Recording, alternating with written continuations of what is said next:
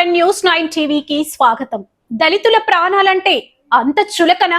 సర్కార్ దవాఖానాలో శవాలకు కనీసం గౌరవం దక్కదా? జహీరాబాద్ లో జరుగుతున్నది వైద్యుల నిర్లక్ష్యమా లేక పోలీసుల పక్షపాతమా?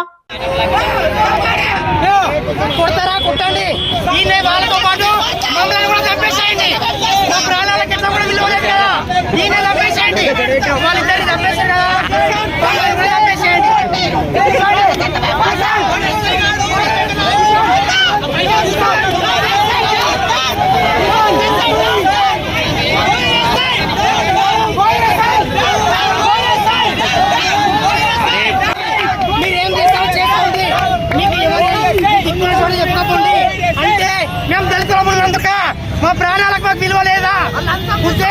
లంచాలు తీసుకోండి.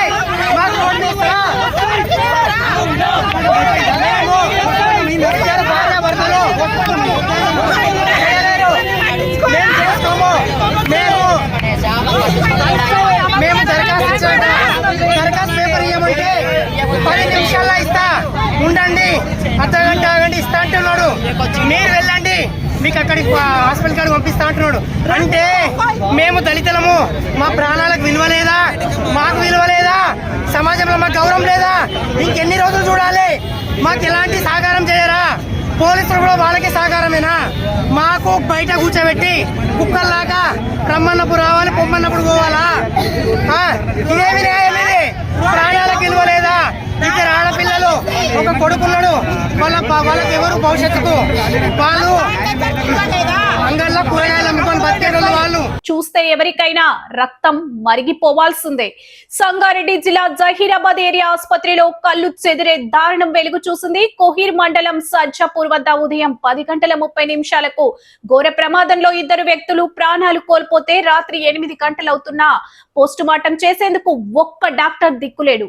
డ్యూటీ డాక్టర్లు, ఆర్ఎంఓ, కనీసం సూపరింటెండెంట్ కూడా ఏమయ్యారు? ఆసుపత్రికి వచ్చిన రోగుల ప్రాణాలతోనే కాదు, ఇప్పుడు అభాగ్యుల శవాలతోనూ చెలగాటమాడుతున్నారు.